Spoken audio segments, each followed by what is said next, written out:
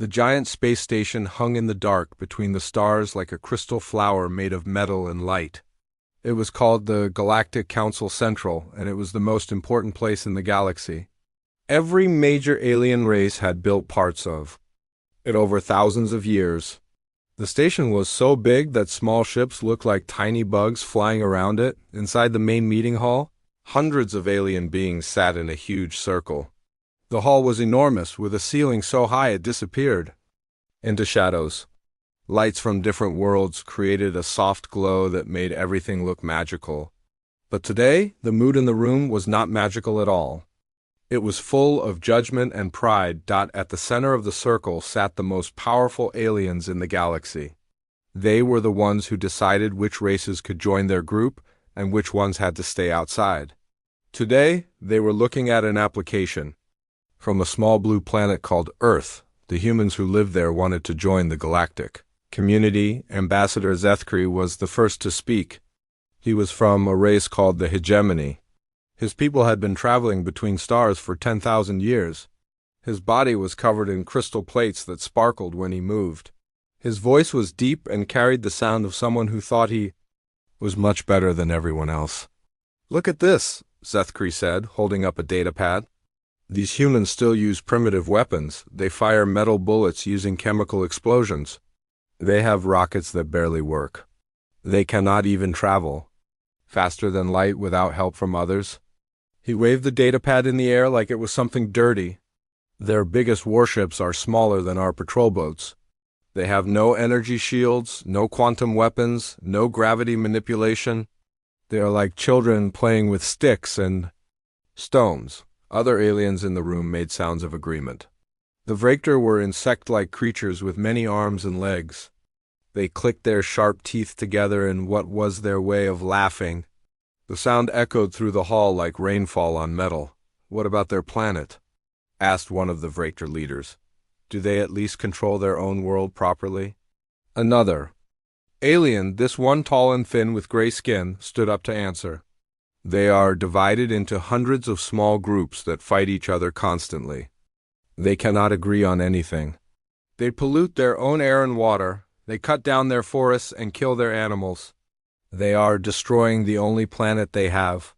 More clicking sounds came from the insect aliens.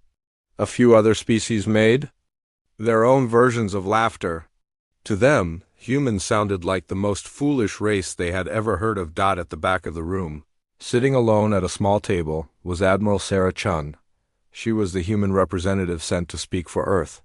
She was a woman in her 50s with short gray hair and lines around her eyes that came from years of hard work and worry. She wore a simple blue uniform with small metal badges on it. Admiral Chun sat very still and quiet while the aliens talked about her people. Her face showed no emotion at all. She did not look angry or sad or hurt. She just listened and waited. Sometimes she would take a small sip of water from a glass on her table. That was all. "Perhaps," said a new voice, "we should consider what use these humans might have." This voice belonged to Council Prime Vorthak. He was the oldest being in the room and the leader of the Galactic Council. His species was called the Eternals, and they had been alive since before most stars were born. Vorthak looked like a very tall, very thin person, but his skin was white like snow and seemed to glow with its own light. When he spoke, everyone else became quiet. "Even primitive races can serve a purpose," Vorthak continued. "They could work in our mines. They could clean our stations. They could carry supplies to places that are too dangerous for more valuable species." "Yes," agreed Zethkri, his crystal plates flashing brighter. "They could be useful for basic labor. Nothing that requires real skill or intelligence, of course. But they have hands and can follow simple orders." A new alien spoke up. This one looked like a floating cloud of colored gas inside a clear container. "The humans do seem to breed quickly," the cloud said in a voice like wind through leaves. "That could be useful. When some of them die doing dangerous work, there will always be more to replace them." Admiral Chen took another small sip of water. Still, her face showed nothing. "What about their military capabilities?" asked a creature that looked like a walking tree with eyes. Could they at least serve as cannon fodder in our armies? Zethkri looked at his datapad again and made a sound like laughing. Their most advanced fighter craft would lose to our training drones. Their largest warship carries fewer weapons than our smallest scout ship. As for their ground forces, they still use chemical explosives and metal projectiles. I have seen children's toys that are more dangerous. But they do fight, pointed out the tree-like alien. Their history shows constant warfare. Surely that counts for something. Fighting among themselves with primitive weapons means nothing, Zethkri replied. It only proves they are too stupid to work together. A race that cannot unite its own planet cannot possibly contribute to galactic defense. The floating gas cloud rippled with what might have been amusement. I suppose they could be used to test new weapons. It would be interesting to see how long they last against real military technology. More sounds of agreement came from around the room. The aliens were enjoying themselves now, thinking of all the ways they could use these weak humans. Some suggested using them as test subjects for new medicines. Others thought they could be trained to entertain alien children like performing animals. Through all of this, Admiral Chun continued to sit quietly. She had been listening to these insults for over 3 hours now. Any normal person would have been angry or upset. But Admiral Chun was not normal. She was a soldier who had spent her entire life preparing for this exact moment. Very well, said Council Prime Vorthak finally. We have heard enough. The humans will be granted provisional membership in the Galactic Council. They will be classified as a Class C civilization with limited rights and responsibilities. He turned to look directly at Admiral Chun. Your people will be allowed to establish trade relationships with certain approved species. You may send representatives to observe council meetings, but you will have no voting rights. Your military forces may be called upon to assist in basic security operations under the direct supervision of more advanced species. Admiral Chun stood up slowly. She was much smaller than most of the aliens in the room, but something about the way she moved made a few of them pay closer attention. Thank you, Council Prime, she said in a clear, calm voice. Earth accepts these terms. Good, Vorthak replied. You may return to your planet and inform your leaders of our decision. A representative will be sent to Earth within 1 standard year to oversee the establishment of proper procedures. Admiral Chun bowed slightly. I understand. If I may ask, what happens if Earth encounters a situation that requires immediate military assistance before your representative arrives? Several aliens made sounds of surprise. The idea that humans might need military help was amusing to them. The idea that they might be able to provide any was ridiculous. In such an unlikely event, Zethkri said with obvious mockery, you should contact the nearest council patrol and wait for proper forces to arrive. Do not attempt to handle any serious threats yourselves. You would only make things worse. Of course, Admiral Chun said. We would never want to act beyond our capabilities. As she said this, something very strange happened. For just a moment, the corner of Admiral Chun's mouth moved upward. It was barely visible, just the tiniest hint of a smile. Most of the aliens missed it completely. They were too busy congratulating themselves on how clever they were, but a few of the older, more experienced council members noticed, and something about that small smile made them feel uncomfortable, though they could not say exactly why. Is there anything else? Vorthak asked. Just one question, Admiral Chun replied. When you reviewed our military capabilities, did your assessment include our space defense platforms? Zethkri looked at his datapad with confusion. Space-based platforms? You mean those small orbital stations around your planet? Those are barely worth mentioning. They appear to be simple communication and research facilities. Ah, Admiral Chun said. Yes, that makes sense. Those are indeed what they appear to be. Again, that tiny smile appeared and disappeared so quickly that most of the aliens missed it. But those who saw it felt that strange, uncomfortable feeling grow stronger. Well then, Admiral Chun continued, I should return to Earth to deliver the news. Thank you again for your time and consideration. She gathered her few belongings and walked toward the exit. Her footsteps echoed in the vast hall as hundreds of alien eyes watched her go. Most of those eyes held contempt or amusement, but a few held something else, something that might have been worry. As Admiral Chun reached the door, she stopped and turned back to face the council one more time. "Oh, one last thing," she said. "If Earth does encounter any threats, how long should we expect to wait for council forces to arrive?" "Response time varies depending on the nature of the threat and available resources," Vorthok answered. "Anywhere from several days to several weeks, depending on circumstances." Admiral Chun nodded thoughtfully. "Several weeks. Good to know. We'll keep that in mind." She left the hall, and the great doors closed behind her with a sound like thunder. The aliens immediately began talking among themselves about how amusing the humans were and how useful they might be as servants. None of them noticed that Admiral Chun had never once asked what kinds of threats Earth might face. She had only asked about response times. None of them wondered why a representative of such a primitive species would be so interested in military logistics. And none of them thought to ask themselves a very important question. If humans were really as primitive and helpless as they appeared, why would Earth need space-based defense platforms at all? Outside the council hall, Admiral Chun walked through the station's corridors toward the docking bay where her ship was waiting. The station was filled with aliens from dozens of different species, all going about their daily business. Most ignored her completely. Humans were barely worth noticing. As she walked, Admiral Chun pulled out a small communication device. It looked like a simple radio, the kind that primitive humans might use for basic contact with their ships. She pressed a button and spoke quietly. "Chun to Earth Command. Mission accomplished. We have provisional membership. Classification level C as expected," a voice answered from the device. "Understood, Admiral. How long do we have?" "They estimate several weeks response time for any threats. That should be more than enough." "Copy that. Should we begin Phase 2? Admiral Chun looked around to make sure no aliens were close enough to hear her. Then she spoke into the device again, and for the first time, her voice carried a hint of the smile that had been hiding on her face. "Not yet. Let them enjoy their superiority for a while longer. They've worked so hard to build their little empire. It would be cruel to spoil it too quickly." "Understood, Admiral. Earth Command out." Admiral Chun put the device away and continued walking toward her ship.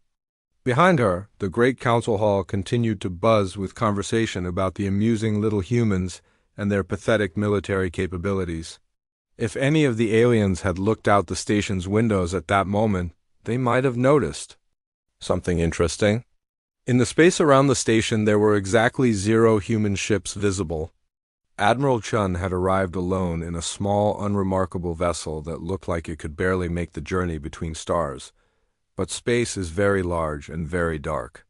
And sometimes, things that are not meant to be seen can hide in that darkness, waiting for the right moment to reveal themselves. Far from the station, in the cold, empty space between stars, other ships waited in perfect silence.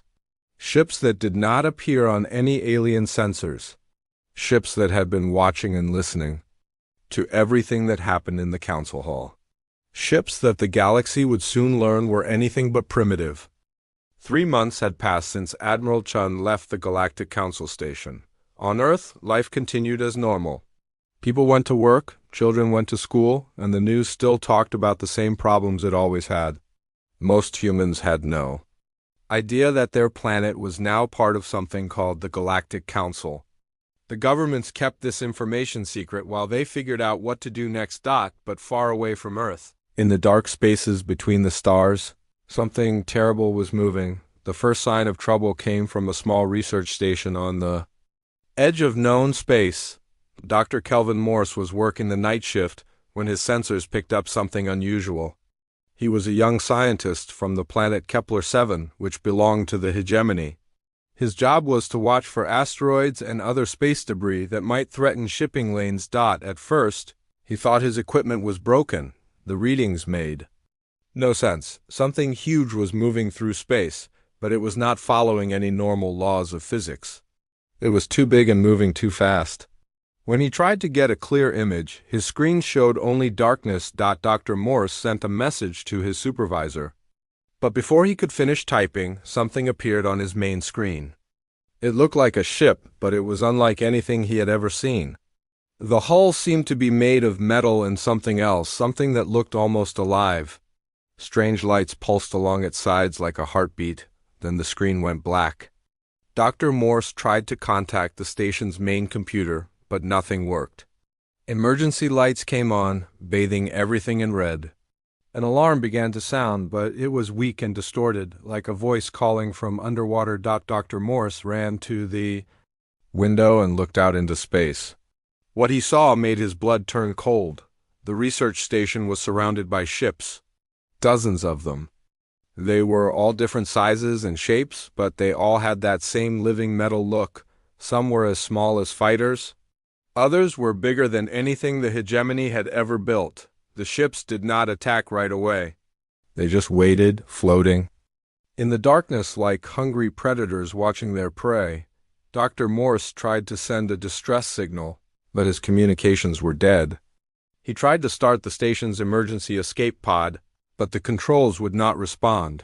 Then one of the strange ships moved closer to the station. As it approached, Dr. Morse could see details that made his skin crawl. The hull was not just metal and living tissue. It was covered in what looked like eyes. Hundreds of them, all different sizes, all turning to look at the station. At him, the ship touched the station's hull, and Dr. Morse felt the whole structure shudder. Metal began to glow and melt where the ship made contact. But instead of floating away into space, the melted metal flowed toward the alien ship like water. The ship was eating the station. Dr. Morse tried to run, but there was nowhere to go. The station was small, and the thing outside was consuming it piece by piece. He found himself in the main control room, watching helplessly as his equipment melted and flowed away. The last thing he saw was one of those terrible eyes pressing against the window, looking directly at him. The research station disappeared completely. When other ships came looking for it 3 days later, they found nothing but empty space and a few particles of dust. This was how the galaxy first met the Devourers. Within a week, 3 more stations had vanished. Then a small mining colony went silent. The pattern was always the same. Ships would arrive to find nothing but empty space where buildings and people used to be. Sometimes there were small pieces of metal floating around, but never enough to account for everything that had been there. The hegemony sent a patrol group to investigate. 5 warships, each one larger and more powerful than anything humans had ever built, at least according to the Council's files. The ships were equipped with the best sensors and weapons the Crystal people had developed over 10,000 years of space travel. Captain Vexler commanded the patrol group from his flagship, the Crystal Spear. He was a veteran warrior who had fought in dozens of battles across the galaxy. His crystal armor had scars from energy weapons, and his 4 arms could operate multiple control systems at once. He was confident that whatever was destroying the outer colonies would be no match for proper hegemony military technology. The patrol group reached the last known location of the mining colony and began scanning for clues. At first they found nothing unusual. Space looked normal. Stars shone in their proper places. There was no sign of any threat. Then Ensign Kextel, the youngest member of the crew, noticed something on the long-range sensors. "Captain, I am detecting movement at the edge of our scanning range. Multiple contacts moving in formation." Captain Vexler ordered the fleet to battle stations. Shields came online, weapons powered up, and all sensors focused on the approaching contacts. As the objects came closer, the hegemony ships finally got a clear look at what they were facing. "By the ancient crystals," whispered the captain. "What are those things?" The enemy ships looked like they had grown rather than been built. Their hulls curved and twisted in ways that hurt to look at. Some had long tentacle-like extensions that moved through space as if swimming through water. Others looked like giant insects made of metal and flesh. All of them pulsed with that same sick light that Dr. Morse had seen. "There are 47 enemy ships," reported the tactical officer. "No, wait, 53. The number keeps changing." Some of them appear to be splitting apart or joining together. Captain Vexler had fought many different alien species in his long career, but he had never seen anything like this. These ships did not follow normal rules. They moved too fast, changed shape too quickly, and seemed to ignore the basic laws of physics. "Open fire," he ordered. "All ships, full spread. Target the largest vessels first." The Crystal Spear and its companion ships unleashed everything they had. Energy beams that could cut through planetary shields struck the enemy ships with enough force to destroy small moons. Quantum torpedoes that could bend space and time exploded against alien hulls. Particle cannons fired streams of matter moving at nearly the speed of light. For a moment, it looked like the attack was working. Several enemy ships seemed to stagger under the assault. Parts of their hulls glowed and sparked. One ship that looked like a giant metal squid appeared to lose power and began drifting. Captain Vexler allowed himself a moment of satisfaction. "Maintain fire. Do not let them recover." But his satisfaction lasted only seconds. As he watched, the damaged enemy ships began to change. The holes blown in their hulls closed like healing wounds. The ship that had been drifting suddenly came alive again, moving faster than before. Even worse, the damaged ships seemed to be learning from the attack. When the hegemony weapons hit them the second time, they had much less effect. "Captain," called the tactical officer, his voice rising with panic, "the enemy is adapting to our weapons. Each shot does less damage than the last." "Impossible," Captain Vexler replied, but even as he said it, he could see it was true. The energy beams that had torn through enemy hulls moments before now barely left marks. The quantum torpedoes exploded harmlessly against shields that had not existed before. Then the enemy began to fight back. The weapons they used were unlike anything in the galactic databases. Some ships fired streams of what looked like liquid metal that ate through hegemony shields like acid. Others launched swarms of small objects that moved like living creatures and attached themselves to the crystal ship's hulls. Once attached, they began to burrow inside, consuming the ship from within. The worst weapons were the ones that seemed to attack reality itself. Captain Vexler watched in horror as one of his escort ships simply ceased to exist. It did not explode or break. Apart, it was there one moment and gone the next, as if it had never been built at all. "All ships retreat," Captain Vexler ordered. "Fall back to the outer marker and call for reinforcements." But retreat was not as simple as turning around and flying away. The enemy ships moved in ways that made no sense. They could appear behind the fleeing hegemony vessels without seeming to travel through the space in between. They surrounded the patrol group like hunters cornering prey. One by one, the crystal ships fell. The bright shard was consumed by something that looked like a mechanical virus, its hull dissolving into component atoms. The star piercer was torn apart by creatures that might have been weapons or might have been alive. The captain could not tell the difference anymore. In the end, only the crystal spear remained. Captain Vexler stood on his bridge, surrounded by failing systems and dying crew members, and tried to send one last message to Hegemony Command. "This is Captain Vexler of the patrol ship Crystal Spear." He spoke into his communication system. "We have encountered an unknown hostile force. They are unlike anything in our databases. They adapt to our weapons and use technology that defies understanding. They are heading toward the core worlds. Warn everyone. Tell them." The message cut off as something large and dark pressed against the ship's main window. Captain Vexler found himself looking into an eye the size of a shuttle bay. The eye blinked once, slowly, and then the crystal spear joined its companions. In oblivion. The few automated relay stations that picked up fragments of Captain Vexler's message sent them racing across the galaxy. Within hours, every major government knew that something terrible was moving through space, destroying everything in its path. The Vrektor were the next to respond. Their military doctrine was based on overwhelming enemies with massive numbers of small, fast ships. If one ship was not enough, they would send 100. If 100 was not enough, they would send 1,000. Admiral Chikolar commanded a fleet of over 300 vessels when they encountered the Devourers near the Proxima Nebula. The insect-like aliens were confident that their swarm tactics would succeed where hegemony firepower had failed. They were wrong. The battle lasted 6 hours. When it was over, the Vector had lost 297 ships. The 3 survivors limped home with tailies of enemies that could split apart when attacked, then recombine into larger, more dangerous forms. Ships that learned from every tactic used against them and countered with weapons the Vector had never imagined. Next came the Ethereals, with their reality-bending technology and weapons that attacked the mind rather than the body. They lasted slightly longer than the others, but the result was the same. The Devourers seemed to exist partially outside normal space-time, making them immune to attacks that worked by changing the laws of physics. Word spread quickly through the galaxy. The outer rim was burning. Colony after colony went dark as the Devourers advanced toward the more populated core worlds.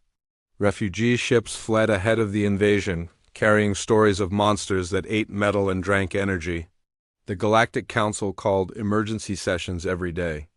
The great hall that had once been filled with the proud voices of ancient civilizations now echoed with panic and desperation. Representatives shouted at each other, demanding solutions that no one had. "We need every ship," declared Council Prime Vorthok during one particularly heated session. "Every weapon, every warrior from every member species. This threat is beyond anything we have faced before." Ambassador Zethkri, who had lost half his fleet trying to slow the Devourer advance, stood with his crystal plates dim and cracked. "Even if we combine all our forces, I do not know if it will be enough.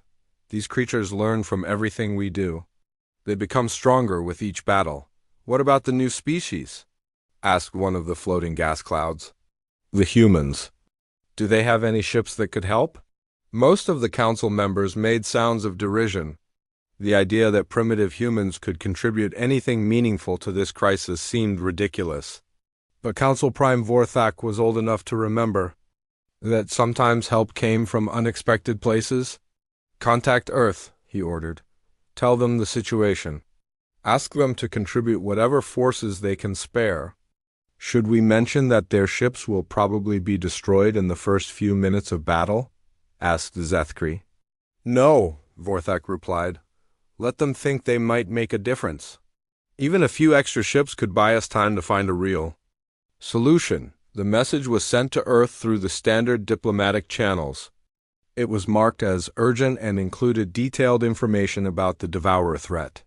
The humans were asked to send any military vessels they could spare to help defend the core worlds. On Luna Station, orbiting Earth's moon, Admiral Chen received the message while reviewing intelligence reports from across the galaxy. She read it twice, then called her staff together for an emergency meeting. "Ladies and gentlemen," she said to the assembled officers, "the Galactic Council has asked for our help. It seems they have encountered a threat they cannot handle on their own." The officers exchanged glances. They had been monitoring the situation through their own channels and knew exactly what was happening in the outer rim. They also knew that the Council had no idea what humanity was truly capable of. "What are your orders, Admiral?" asked General Harrison, the head of Earth's space-based defense forces. Admiral Chen stood and walked to the large window that looked out over the lunar surface. In the distance, Earth hung in space like a blue and white jewel. It looked peaceful and defenseless. It looked exactly like the primitive world the aliens thought it was. "Signal all fleets," Admiral Chen said quietly. "It is time to stop pretending." "Ma'am?" General Harrison asked. Admiral Chen turned back to face her officers, and for the first time in months, she allowed her true feelings to show on her face. Her expression was not one of fear or uncertainty. It was the look of a predator that had been waiting patiently for the right moment to strike. "The galaxy is about to learn what humans are really capable of," she said. "Send the message to all fleet commanders. Execute Operation Revelation. We are going to war." Across the solar system, hidden bases that the aliens had never detected began powering up systems that had been waiting in silence for years. Ships that existed in databases marked as training exercises or exploration vessels revealed their true nature. The humans were about to show the galaxy their real military power, and the Devourers were about to learn why Earth had never been conquered by anyone, including its own people. The emergency meeting in the Galactic Council Hall was unlike anything the galaxy had ever seen. Representatives from dozens of species crowded together, their voices creating a chaotic mix of sounds that echoed off the ancient walls. Fear filled the air like smoke. Council Prime Vorthak stood at the center of the circle, his normally glowing skin dim with exhaustion. He had not slept in 3 days, none of them had. The reports kept coming in, each one worse than the last. The Devourers had consumed 17 star systems in the past week alone. The Altarian Defense Fleet has fallen, announced a tall, blue-skinned alien whose voice shook with grief. All 43 ships were destroyed or consumed. The survivors report that the enemy adapted to our plasma weapons within minutes of first contact. Ambassador Zethkri slammed one of his crystal hands on his desk. How is that possible? Our weapons work by breaking apart matter at the molecular level. There should be no defense against that. Tell that to the Devourers, replied the blue alien bitterly. They seem to rebuild themselves faster than we can destroy them. A new voice spoke from across the room. It belonged to Admiral Corthex of the Ethereal Collective, one of the most advanced species in the galaxy. His people could bend reality with their minds and had weapons that attacked through dimensions beyond normal space. We lost contact with the 7th Ethereal Battle Group 6 hours ago, he reported. Before communications were cut, they transmitted that the enemy appears to exist partially outside our dimensional framework. Our reality-shifting weapons had no effect. The hall erupted in panicked conversations. If the Ethereals could not stop the Devourers, what hope did anyone else have?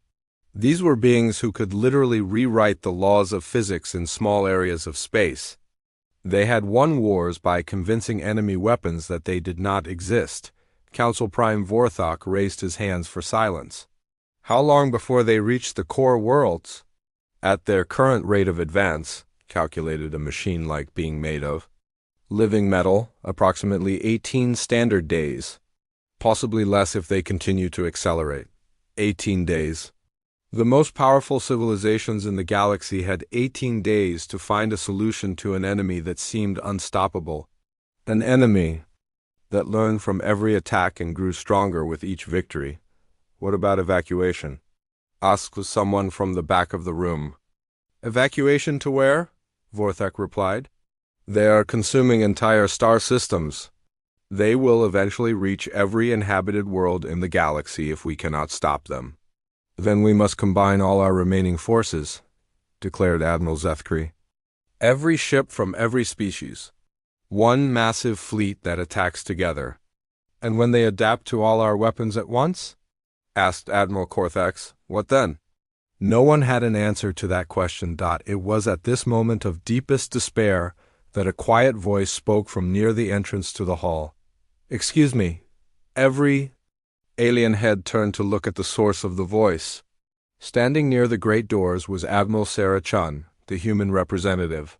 She wore the same simple blue uniform she had worn 3 months ago when the council had laughed at her people's primitive technology.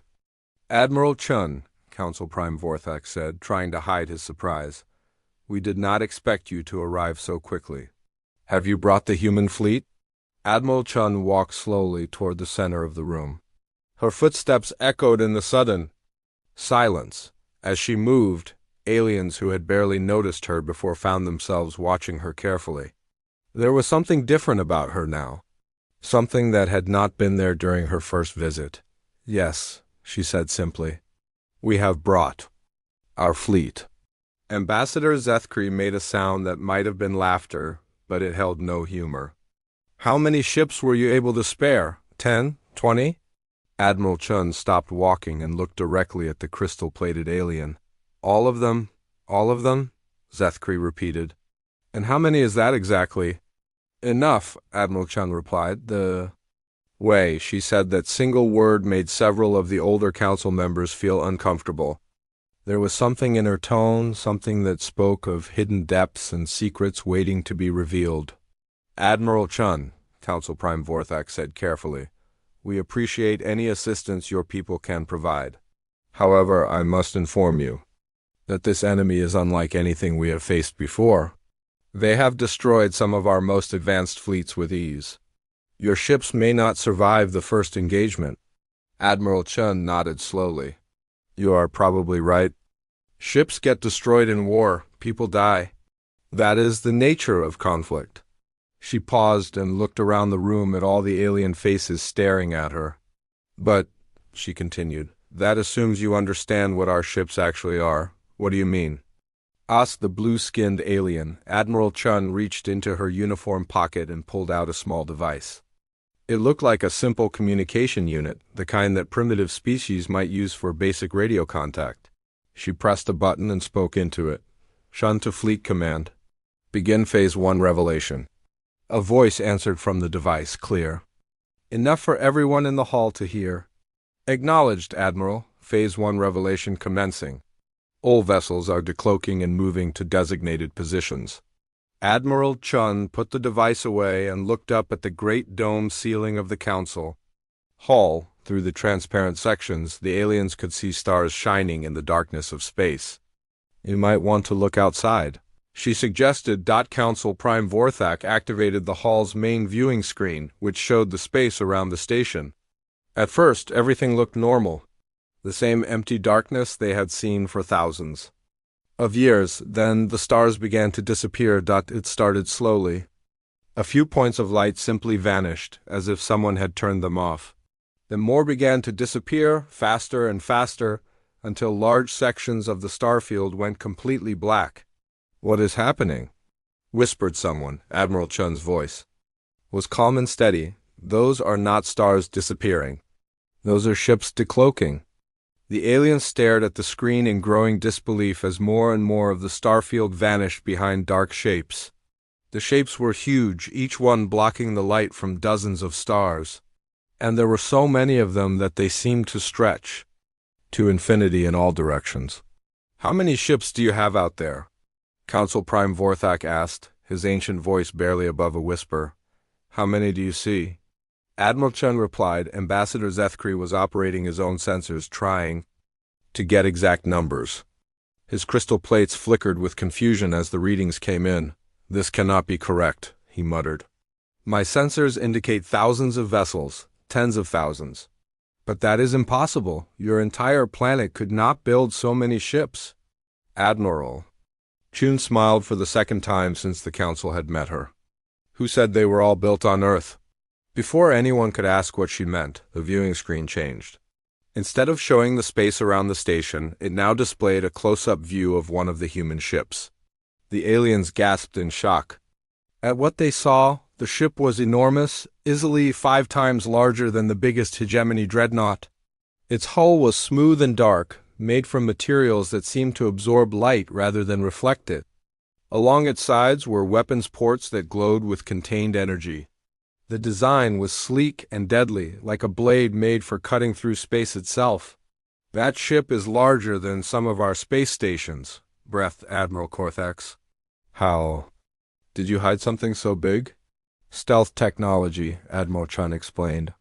"We have been developing it for quite some time. Our ships exist in a state of dimensional displacement that makes them invisible to most sensors. We learned the technique by studying quantum mechanics and folded space theory." Ambassador Zethkri's crystal plates were flashing rapidly now, a sign of extreme agitation among his people. "Quantum mechanics? Folded space? But your technology assessment showed primitive chemical rockets and kinetic weapons." Admiral Chun's smile grew wider. "You saw what we wanted you to see. Did you really think a species that went from inventing the wheel to splitting the atom in 6,000 years would just stop learning?" She gestured toward the viewing screen, which now showed multiple human ships moving in perfect formation. Their movements were precise and coordinated, like a dance performed by skilled artists. "We have been preparing for this day since we first looked up at the stars and wondered what was out there. We knew that someday we would meet other species." We also knew that not all of them would be friendly. Council Prime Vorthok was struggling to understand what he was seeing, but your military assessment, your weapons technology, everything we observed showed exactly what we wanted it to show, Admiral Chun finished. Every piece of equipment we allowed you to scan was carefully chosen to maintain the illusion. Every demonstration of our capabilities was scripted to appear primitive. Every report your spies filed was based on information we provided. The implications of what she was saying began to sink in around the room. The humans had not just hidden their true technology from the galaxy. They had actively deceived them, creating an elaborate fiction that had fooled some of the most advanced civilizations in known space. How long? Asked Council Prime Vorthok. How long have you been capable of this? Admiral Chun considered the question carefully. Our first faster-than-light capable vessel was launched 137 years ago. Our first dimensional displacement drive was tested 93 years ago.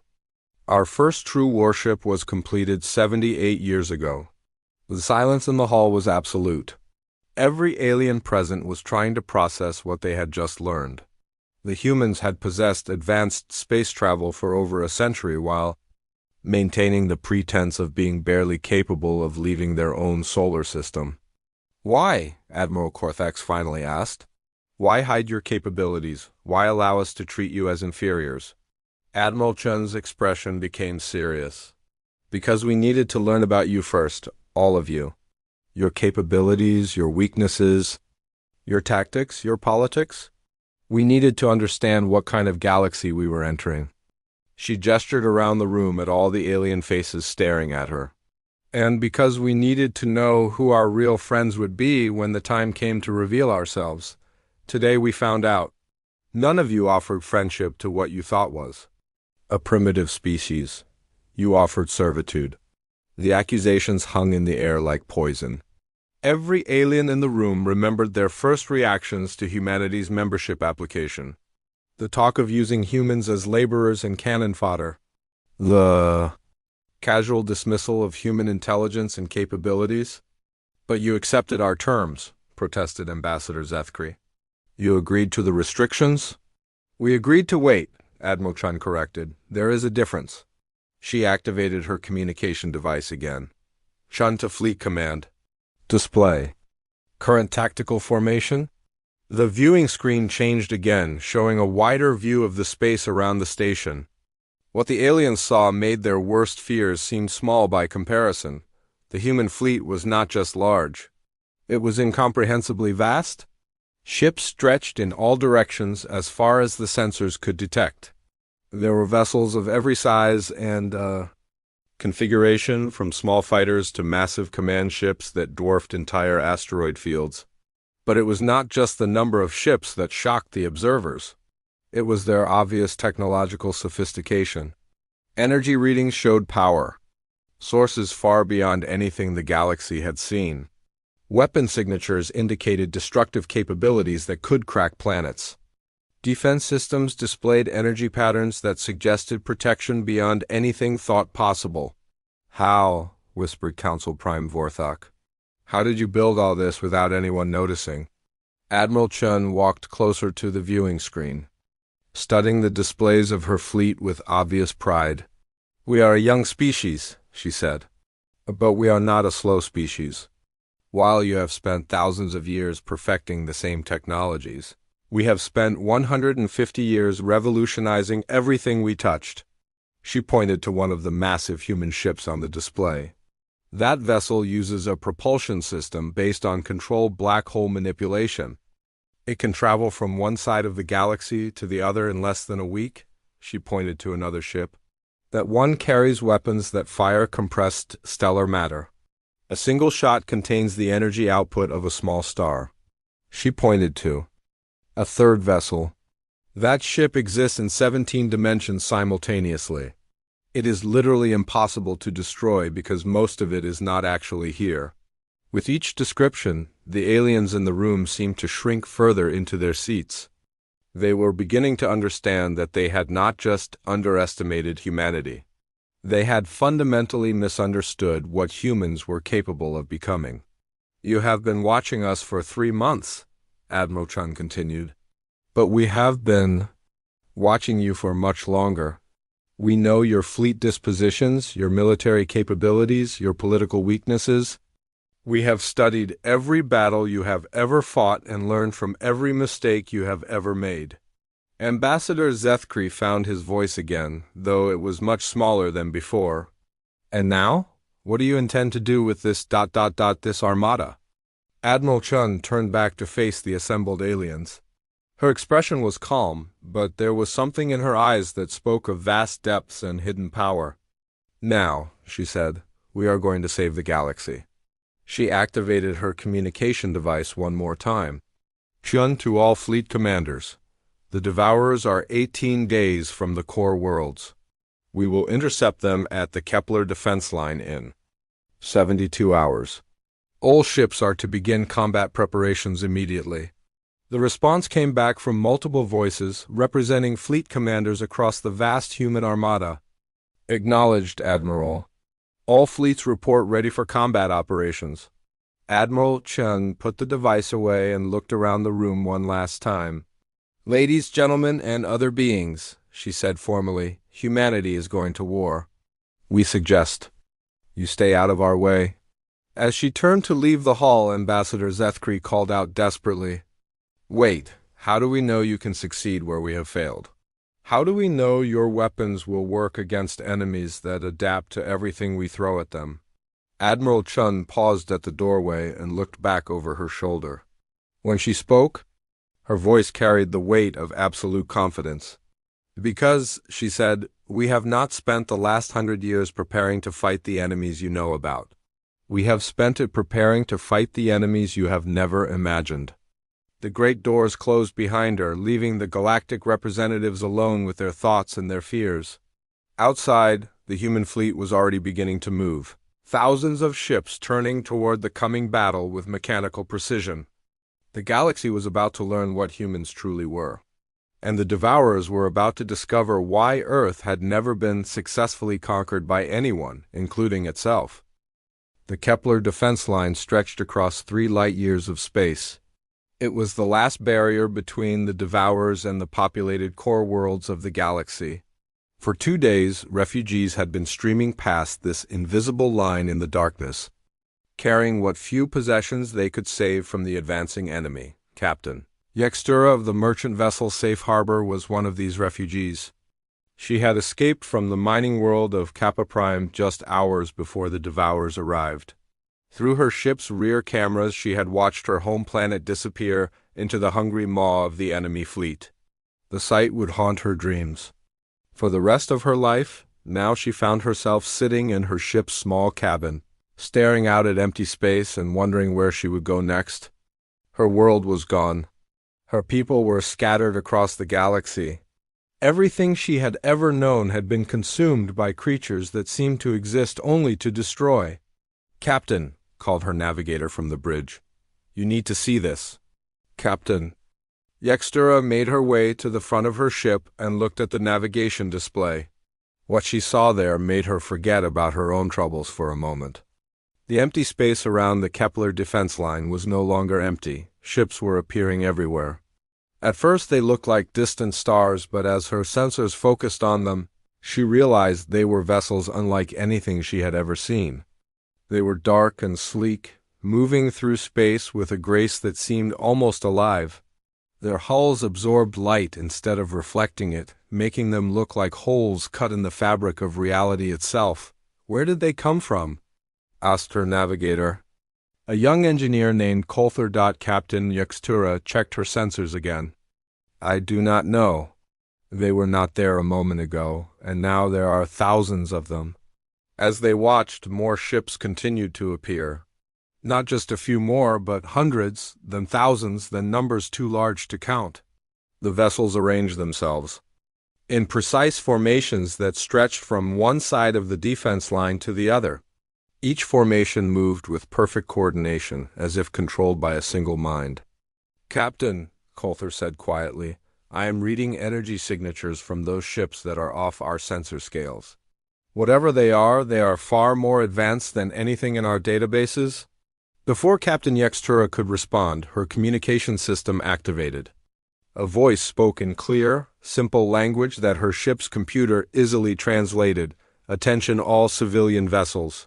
This is Admiral Sarah Chun of the Human Defense Fleet. You are ordered to withdraw to a distance of at least 50 light minutes.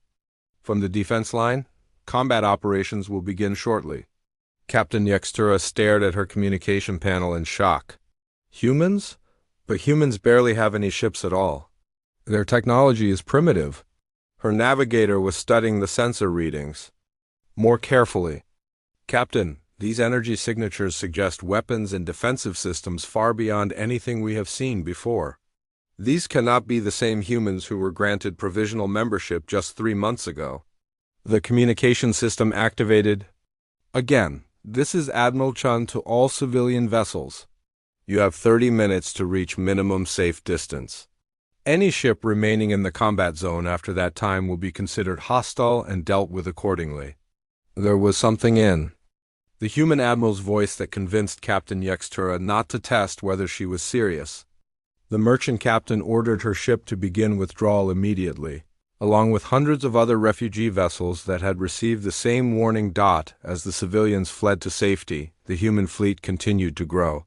Ships of every size and configuration took their positions along the defense line. The smallest were no bigger than fighters, darting between their larger companions like schools of metal fish. The largest were structures so massive that they had their own gravitational fields, pulling space dust and small asteroids into orbit around them. In the center of this vast armada was the flagship UESS Prometheus. It was a ship that defied easy description.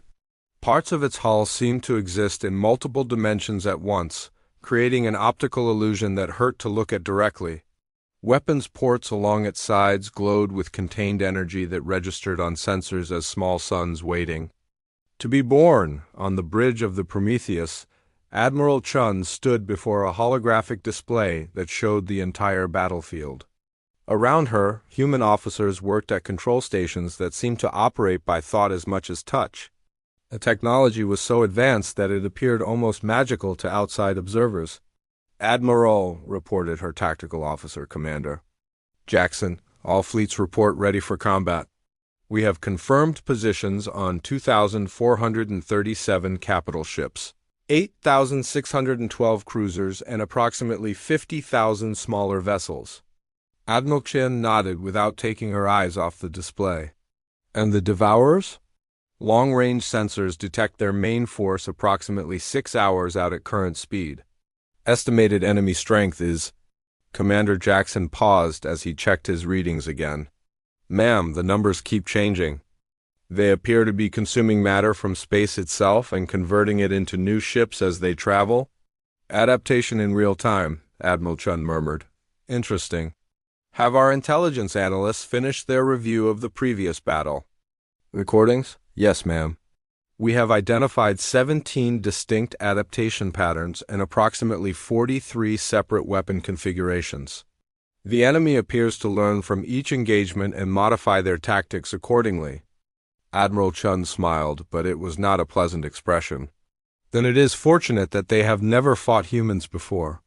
Across the defense line, the human fleet made final preparations for battle. Ships that had been hidden for over a century. Powered-up weapons that existed only in theoretical physics textbooks. Defensive systems that operated on principles unknown to galactic science came online. Crews that had trained for this moment their entire lives took their positions at controls that could reshape reality itself. The Devourers arrived exactly on schedule. They came out of hyperspace like a plague of living metal, their biomechanical ships writhing through space with movements that violated several laws of physics. The enemy fleet was enormous, easily matching the human armada in size. But where the human ships moved with mechanical precision, the Devourers flowed like a liquid, constantly changing shape and configuration. Enemy fleet detected, reported Commander Jackson. They are beginning to scan our vessels. Let them look, Admiral Chun replied. Sensors, what are they seeing? The sensor officer, Lieutenant Park, checked her displays. "Ma'am, our stealth systems are feeding them false information. They are reading our ships as primitive chemical fuel vessels with basic kinetic weapons." "Excellent. Maintain the deception until they are fully committed to their attack pattern." On the other side of the battlefield, the Devourer command ship was indeed scanning the human fleet. The creature that served as its intelligence was ancient beyond measure, having consumed the knowledge of 1,000 civilizations.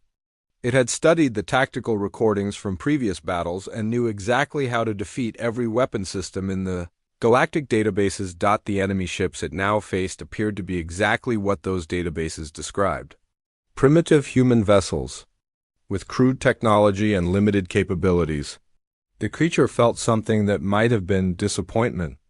It had hoped for more of a challenge after the interesting fights with the hegemony and the ethereals. The Devourers began their attack with the same tactics that had served them well against every other enemy. They sent forward scouts to test human defenses, expecting the primitives to reveal their full capabilities immediately. Most species panicked when faced with superior technology and threw everything they had at the first sign of threat. The human response was unlike anything the Devourers had encountered before. The forward scouts met a wall of kinetic projectiles fired from human ships. Simple metal bullets moving at high speed, exactly what the Devourers expected from a primitive species. The scouts adapted quickly, developing armor that could deflect or absorb the projectiles with ease. "Enemy scouts have adapted to our kinetic weapons," reported Commander Jackson. As expected, Admiral Chun replied calmly, "Signal all ships to switch to energy weapons." The human fleet began firing laser beams and particle streams at the approaching Devourers. Again, the enemy adapted quickly, developing reflective surfaces and energy dispersal fields that rendered the attacks harmless. "They have adapted to energy weapons as well, ma'am." "Good. Now they think they understand our capabilities. Signal all ships to begin the real attack." What happened next would be studied by military historians for centuries to come.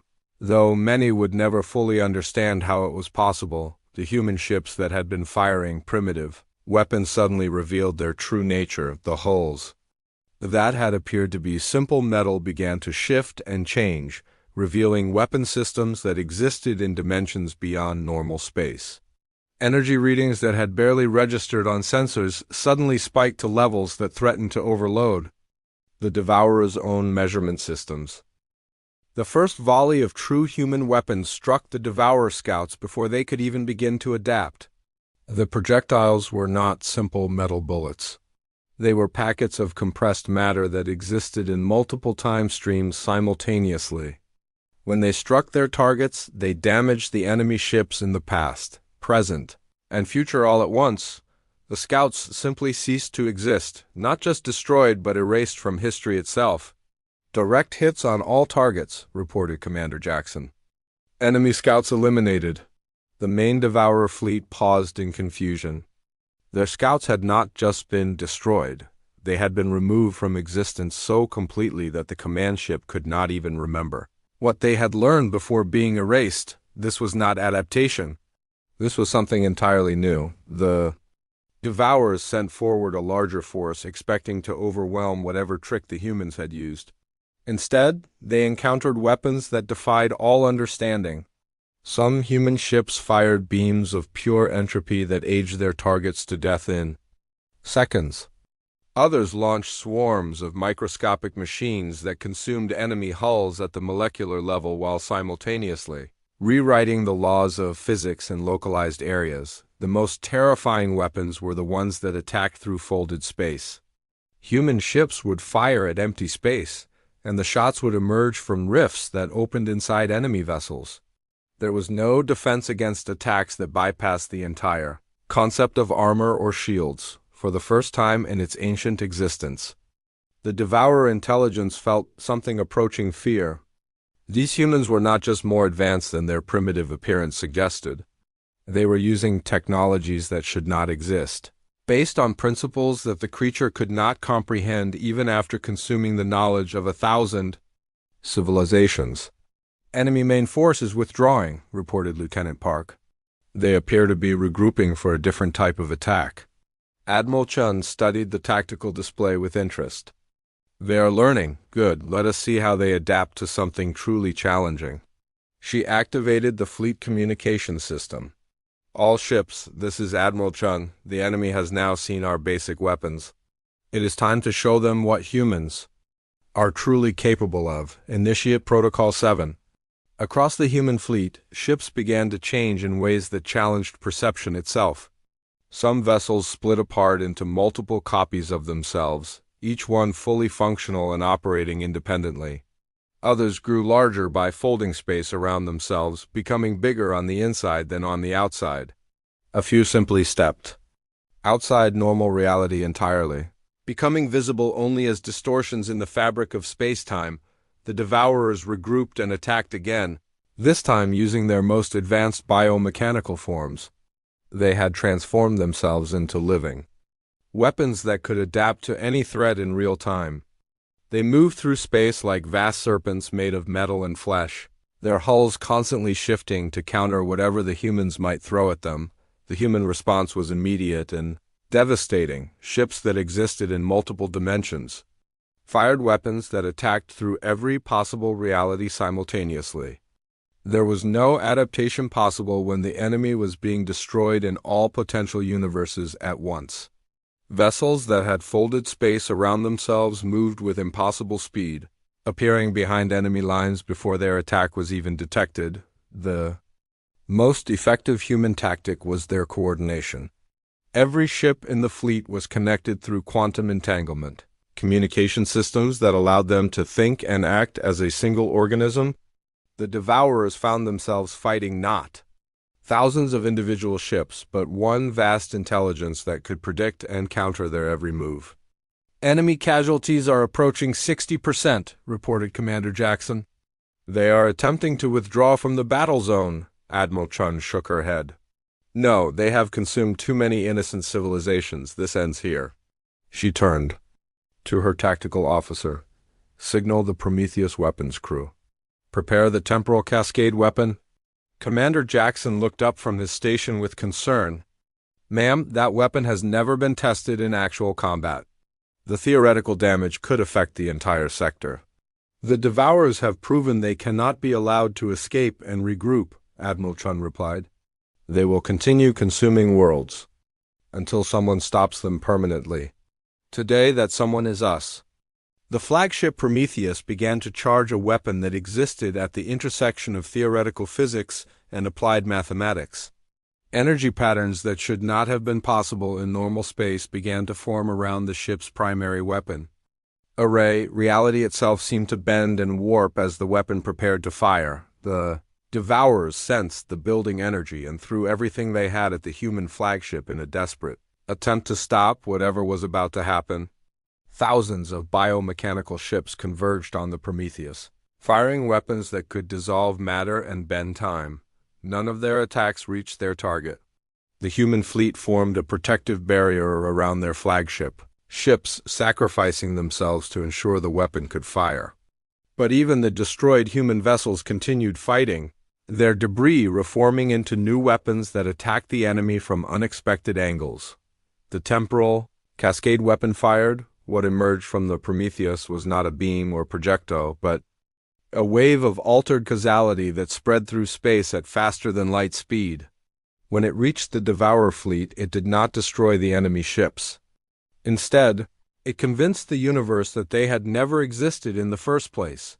The effect spread backward through time, erasing not just the current Devourer fleet but every action they had ever taken. Consumed worlds reappeared, destroyed. Civilizations found themselves alive and unharmed, with no memory of ever being attacked. The entire invasion was undone as if it had been nothing more than a bad dream. When the wave finished spreading, the only evidence that the Devourers had ever existed was the memory of those who had witnessed the final battle. Target eliminated, reported Commander Jackson quietly. All enemy contacts have been removed from our sensors. Admiral Chen nodded with satisfaction. Signal all fleets to begin withdrawal to defensive positions. Our work here is done.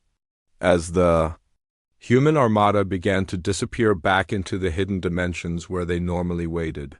Captain Yextura and her fellow refugees found themselves in a galaxy that had been saved by beings they had thought were primitive and weak. The galaxy would never be the same, and neither would humanity's place in it. The Galactic Council emergency session that followed the Battle of Kepler defense line was unlike any meeting in the organization's 10,000-year history. The Great Hall, which had once echoed with the proud voices of ancient civilizations, now hummed with whispered conversations and nervous energy. Council Prime Vorthak stood at the center of the chamber, but his usual commanding presence was gone. His glowing skin flickered uncertainly as he tried to process what had happened. In less than 6 hours, the greatest threat the galaxy had ever faced had been completely eliminated by a species the Council had dismissed as primitive. The reports have been verified, announced Admiral Corthex of the Ethereal Collective. His voice carried none of its usual confidence.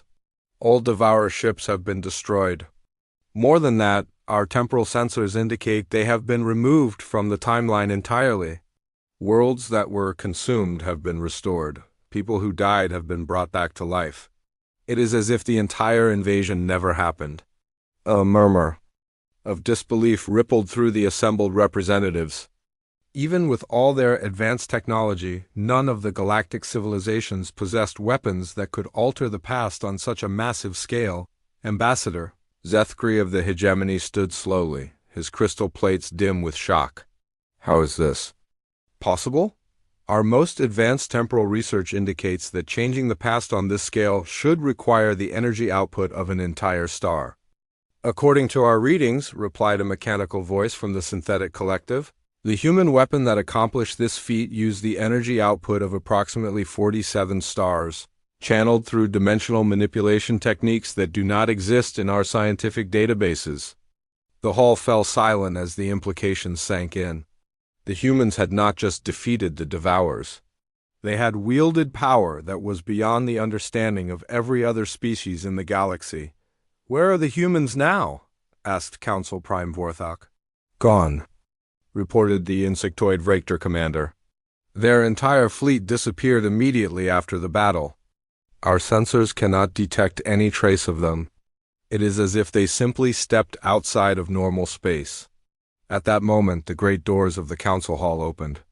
Admiral Sarah Chun walked in alone, wearing the same simple blue uniform she had worn during every previous visit. She looked exactly the same as she had 3 months ago when the council had laughed at her people's application for membership, but everything else had changed. As Admiral Chun walked toward the center of the hall, every alien representative watched her with a mixture of fear, respect, and uncertainty. This small human woman had just demonstrated that her species possessed military capabilities that dwarfed anything the galaxy had ever seen.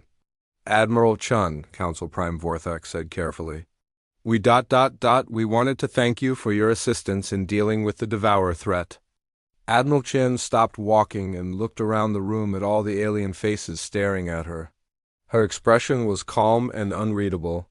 You are welcome, she said simply. The silence stretched uncomfortably as everyone waited for her to say more. When she did not, Ambassador Zethkri found his voice. Admiral, we must admit that we underestimated your people's capabilities. Perhaps we should discuss revising the terms of humanity's membership in the Galactic Council. Admiral Chun tilted her head slightly, as if considering the suggestion.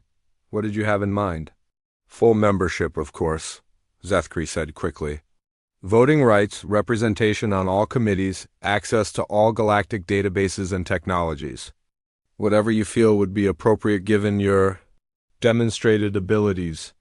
Admiral Chun was quiet for a long moment, studying the crystal-plated alien with an expression that might have been amusement. And what makes you think we want any of that? She asked. The question caught Zethkri off guard. What do you mean? 3 months ago, when you thought we were primitive and weak, you offered us servitude, Admiral Chun said. You suggested we could be useful as laborers and cannon fodder. You laughed at our technology and mocked our capabilities. Now that, what we are truly capable of, you offer us partnership. She looked around the room again, meeting the eyes of every representative. "Tell me, which offer represents your true feelings about humanity?" Council Prime Vorthek shifted uncomfortably. "Admiral, I understand your concerns. But surely you can see that our initial assessment was based on incomplete information. Now that we know the truth about your capabilities." "You know one truth about our capabilities," Admiral Chun interrupted. "You know that we can build weapons that can erase enemies from history. But there are many other truths you have not learned yet, such as?" asked Admiral Korth (EXX. Admiral Chun smiled, and several of the older council members felt a chill run down their spines. It was the same small smile she had shown 3 months ago, but now they understood what it meant. Such as the fact that "the fleet you saw at Kepler was not our entire military force," she said.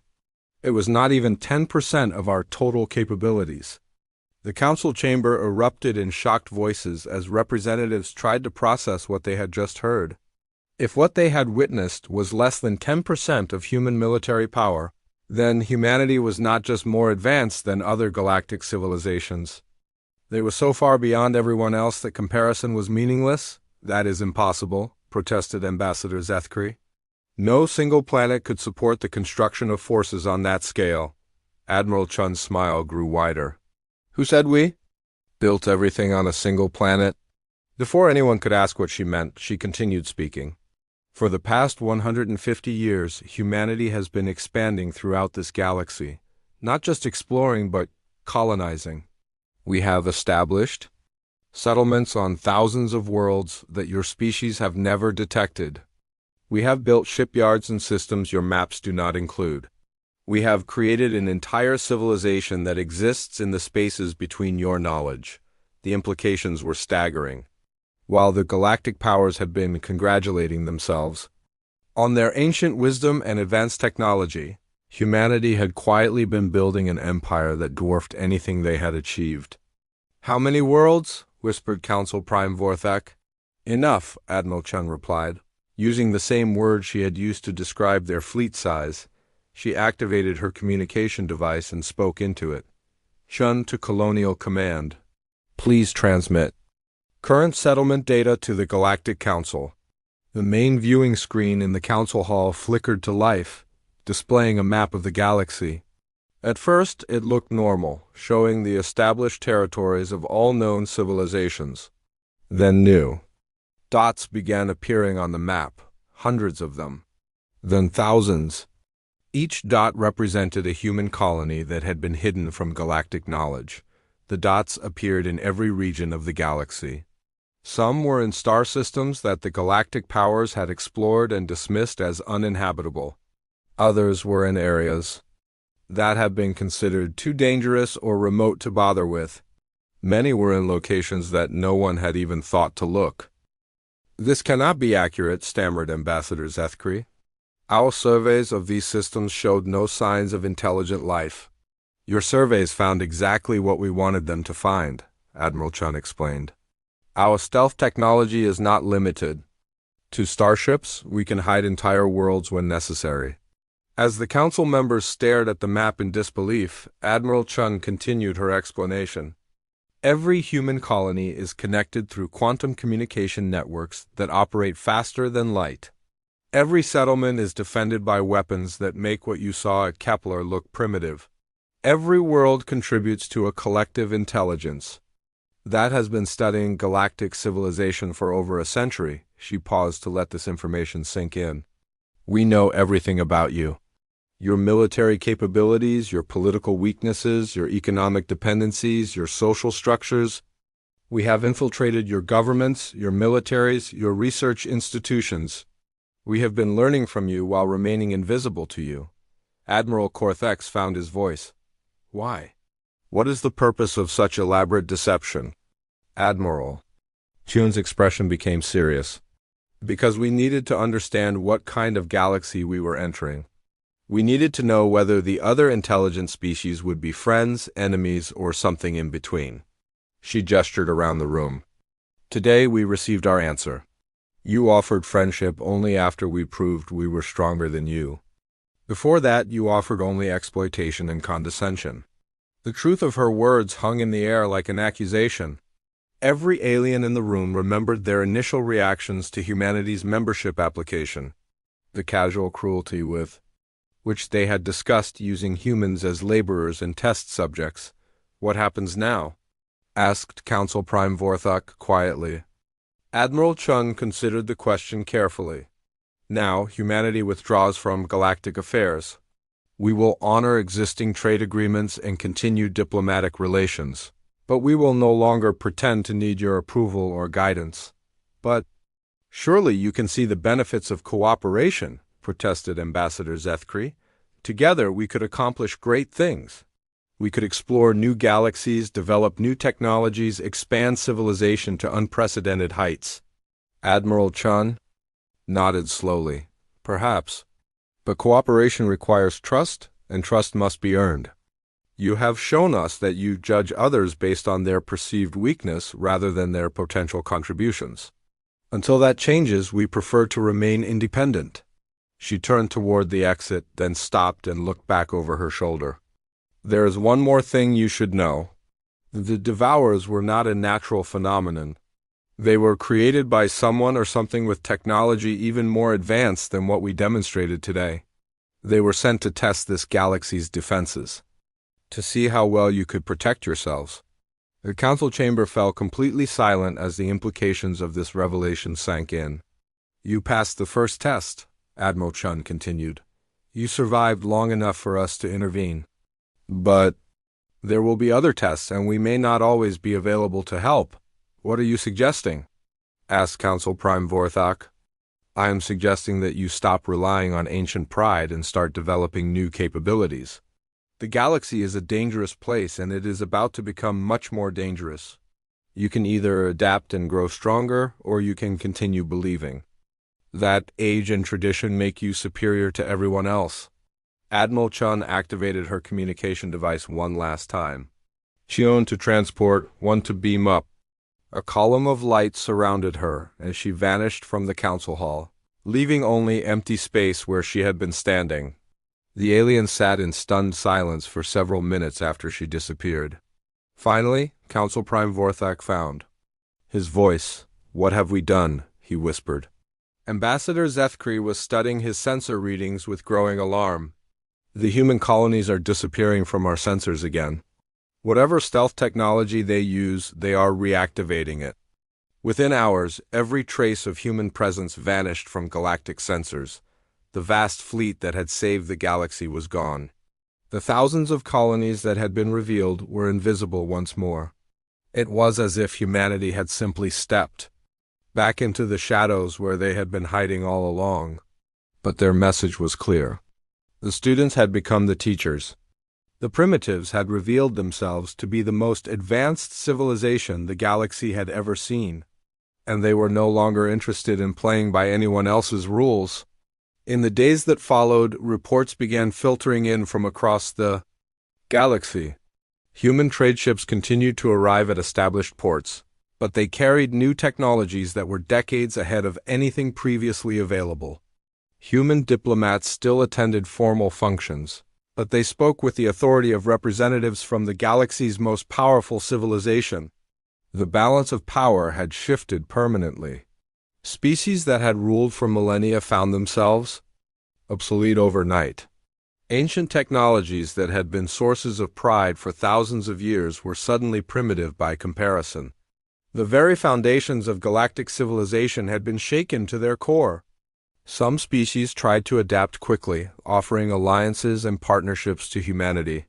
Others retreated into isolation, unable to accept their diminished status.